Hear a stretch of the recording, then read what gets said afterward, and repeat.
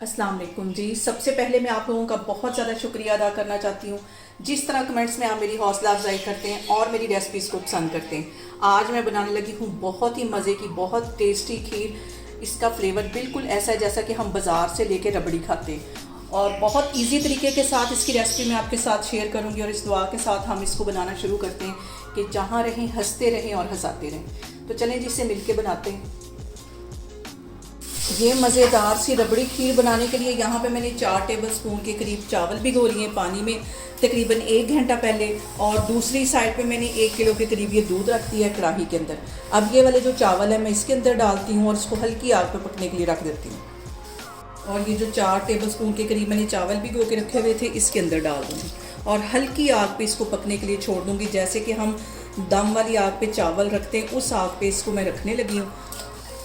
तो फिर मैं आपको दिखाती हूँ तकरीबन 1 घंटे के बाद। और चावल डालने के बाद इसके साथ ही तकरीबन 5 टेबलस्पून के करीब इसमें मैं चीनी डाल दूँगी।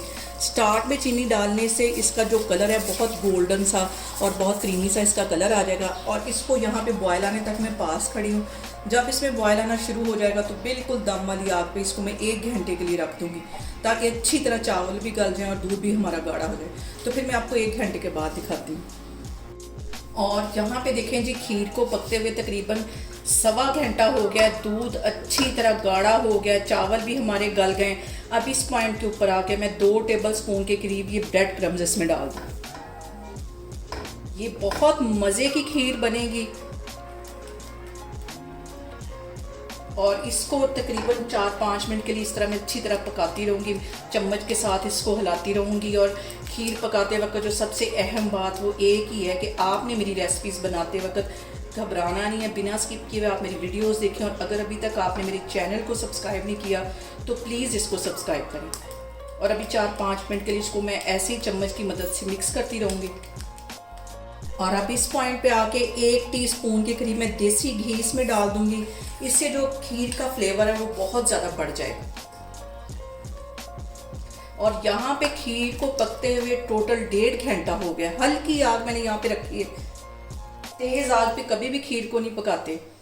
जितना हम हल्की आग पे पकाएंगे उतनी हमारी खीर जो है वो मज़ेदार बनेगी। और अब इसके साथ ही खीर पकते हुए 2 टेबलस्पून के करीब मैं ड्राई फ्रूट डाल दूंगी। इसमें काजू, बादाम और पिस्ते ये इसमें चले जाएंगे। कुछ मैं ऊपर गार्निश करते वक्त इसमें डालूंगी और कुछ जो ड्राई फ्रूट है वो जब मैं इसको गार्निश करूंगी तब ऊपर से डालूंगी। और इस पॉइंट पे 1 चुटकी के करीब इसमें मैं नमक डाल दूंगी। और ये नमक 1 चुटकी डालने की वजह से जो खीर का फ्लेवर है वो बहुत मज़े का आएगा। और आप ये वाला टिप भी एक दफ़ा करके देखिए, बहुत मज़े की खीर बनती है। और यहाँ पे टोटल मुझे खीर को पकाते हुए तकरीबन 1.25-2 घंटे हो गए। हल्की आग पे आप इसके बबल से अंदाज़ा लगा सकते हैं। बिल्कुल दम वाली आग पे मैं इसको पका रही हूँ और चम्मच की मदद से कम से कम 4-5 मिनट इस तरह इसको मज़ीद मैं इस तरह मिक्स कर लूँगी ताकि हमारी ये क्रीमी सी खीर तैयार हो। और यहाँ पे देखिए जी, मज़ेदार सी खीर हमारी बन के तैयार हो गई है। चूल्हा मैं बंद करती हूँ और इसको डिश आउट करती हूँ तो फिर मैं आपको दिखाती हूँ। और यहाँ पे देखिए जी, मज़ेदार सी हमारी खीर बन के तैयार हो गई है। बहुत इजी तरीके के साथ इसकी रेसिपी मैंने आपके साथ शेयर किया। आप लोग इसको लाजमी ट्राई करें और मुझे कमेंट्स में बताएं कि आपको मेरी रेसिपीज़ कैसी लगती हैं। और मेरी वीडियोस को ज़्यादा से ज़्यादा शेयर करें और मुझे सब्सक्राइब करें और अपना बहुत सारा ख्याल रखें। इंशाल्लाह ताला मैं एक और वीडियो में आपके सामने आऊँगी। अल्लाह हाफिज़।